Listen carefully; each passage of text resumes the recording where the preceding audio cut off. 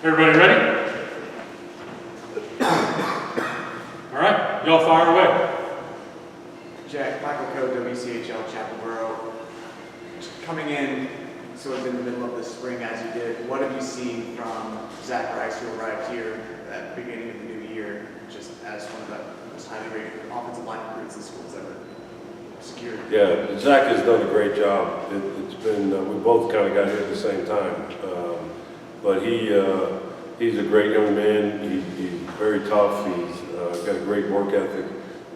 So I've been very proud of Zach, how he's handled things. He was kind of thrown right into the fire. And I'll tell you what, unlike probably offensive line is the biggest position where the transition from high school to college, and as far as techniques and things. So we're working through those things. But one thing I know about Zach, he's tough. He's a real competitor.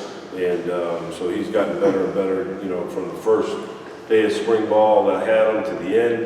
And now even in the summertime, he's really progressed a great deal, you know. And so much of it is just, you know, thinking of a pass set maybe where you don't have the right technique and you're going to get beat. But once you get that technique down and understand the speed of the game, then you're going to be fine. So, you know, he's just like all young freshmen. They're working through it. And the one thing I know about him, he's gonna compete and he's gonna fight, and that's what I love about him. Coach, Andrew Jones, Tar Heel Illustrated. How much did it help you that there were a lot of older guys in the offensive line? They know how to be coached, they know how to be college guys, but at the same time, what was the challenge in getting them to kind of learn a little bit of a new approach to some things?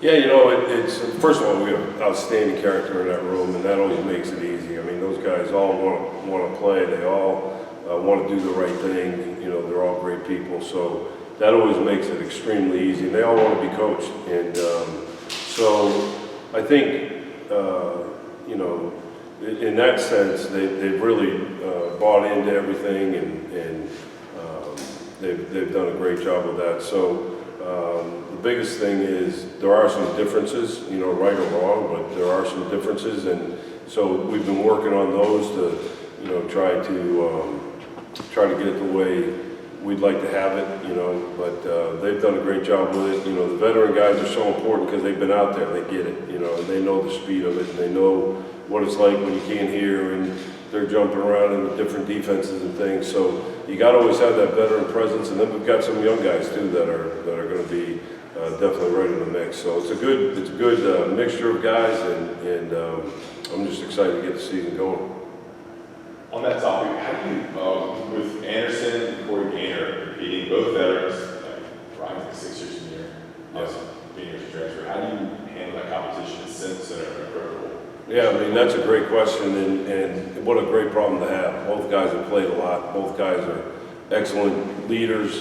Both guys can really run the show. I mean, that's the thing about the center position. They set the whole offense, whole blocking scheme. You know, they've got to adjust protections at times. So it's just an unbelievably great problem to have. They both competed against each other, and they both got better. So, and Coach talks about it all the time. You know, we would love to have 10 guys ready to go in and play at any time. You know, we just call that the blue team. In other words, you guys are good enough that we'll put you in the game, we'll play with you. And when I was at Ole Miss, we had 8 guys playing, and that's the ultimate. That's the most I've been able to have. I've had 7 a bunch, 6, but I really believe in, you know, you look at the D-line, they're rotating all the time, so why can't we rotate? Because when you get in the fourth quarter, those guys have gotten a lot less reps than we have. So that's what I'm excited about. They're both going to play. You know, there's still some, you know, going through fall camp and still some settling in as to who exactly is going to be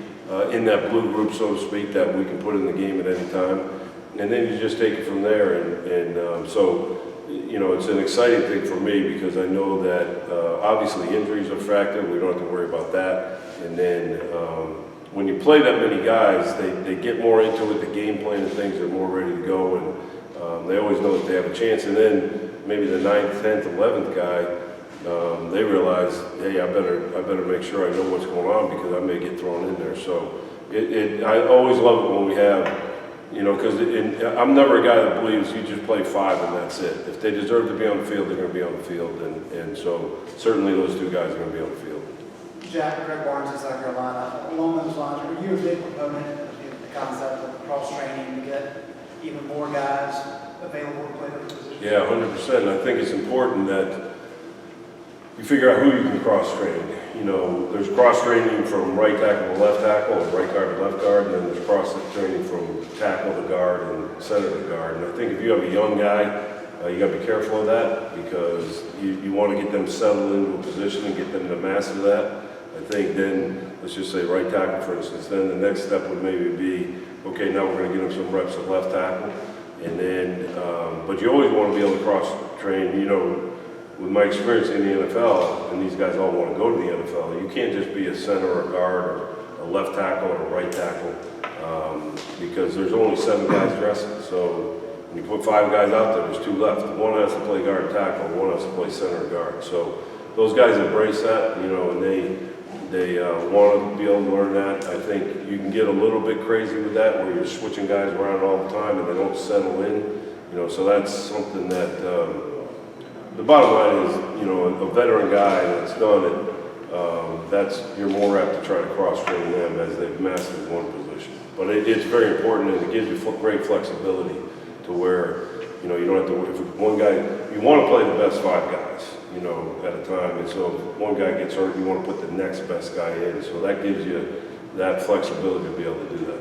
Staying on that, Corey played a little bit of guard at Miami. Is he strictly a center here, or is he going to do a little bit of guard work? Right now, he's been strictly a center, you know, and he has great leadership, you know, and that's really so important as a coach, you know. I can say all I want, but really when it comes from a player-led team, as far as, you know, and the main thing is like when you get in tough situations in a game, who's going to step up, who's going to get them going, you know, and I think both Corey and B.A. can do that, you know, and so that's been great. But he certainly, right now we've only had him at center. I mean, if we got in a situation where we need him at guard, obviously, you know, he would be able to pick it up, no problem. He knows the whole, you know, one of the other things we try to do is get them to understand the whole scheme, not just, you know, their one position, but fully understand everything, especially at center. Jack, it's Adam Smith from the Times News in Burlington. This is an offense, I think, gave up 48, 49 sacks last year, 50 sacks, whatever it was. I know it's oversimplifying to say that's all, you know, blaming on the offensive line, but Right. as you look at that aspect of things, like, what have you just sort of honed in on and identified with what went wrong, and what would you like to change or improve just in terms of, you know, not having that as such a glaring problem this year? Yeah, and I think you hit it on it in the beginning. You know, it's not always just the offensive line. There could be a lot of different issues with that. But just my philosophy, right or wrong, is that we are going to really try to keep the pocket integrity there. In other words, the tackles are going to set the width of the pocket. The centers are going to set the depth of it. So that quarterback knows if we do get in trouble, I can step up and be able to go. So what we're trying to get the guys to do is just be more aggressive, take it to the D-line. Like, we're not going to be passive backing up in the quarterback's face if we can help it, you know. Obviously, I'm on honeymoon right now. I haven't played in the game yet here, but so that's good. But, you know, that's kind of the philosophy, is that let's try to make sure that we give that quarterback the pocket, especially at the tackles. We're going to cut down the angles as much as we can, be aggressive, keep those guys out wide. And same thing with the centers and guards. And hopefully that will help that. And then, you know, but it's really ultimately up to the players. They got to, you know, do a great job. And I think we will. I think our players I think they do have a chip on their shoulder. I think they do want to show, you know, prove what they're made of and things, so to speak. And but it's, you know, and then we just got to make sure that the young guys, if they get in there, we're going to make sure the assignments are set and we're all on the same page. So obviously that's what we're working through, you know, right up until the first game. You got time for one more for Jack, if needed. Jack, Spencer, just Brendan Marks in the Athletic. Spencer just got here. What's sort of the vision for him in terms of integrating how things started going? Yeah, Spencer's done a great job. You know, the problem with Spencer, if he screws up, it's going to be on me because, you know, we all know he graduated from Harvard, so nobody's going to really blame him. Well, he's just an idiot or something. But so that's a lot of pressure on me. And I already told him that. You better not screw up. They're not going to think it's your fault. So, but he's done a great job. I love him. Just what an unbelievable presence about him. You know, he's going to be successful in whatever he does. So, yeah, I mean, he's a veteran guy. He's not a young freshman coming in. He's already made that transition. And right now, we're just working hard to get him to learn the offense, you know, just seeing what's going on and just kind of transitioning from the signal to play, what he's hearing, and then as they line up. But he's one of the guys I'm talking about, he can play left or right tackle, you know, so that's somebody that gives us some flexibility. And he's certainly going to be in the mix also, and one of those blue team guys, as I said. So right now, we're just determining how much, you know, everybody's going to play and where and all that kind of thing, but he'll be out there playing for sure. Is he purely a tackle? Right now, yeah, purely a tackle, yeah. He could play guard, but right now, you know, we want him to be our swing tackle that, hey, left or right, and he's ready to go. Great, thanks. All right, thanks, Jack. Thank you, guys. Appreciate it. Appreciate it. Thank you.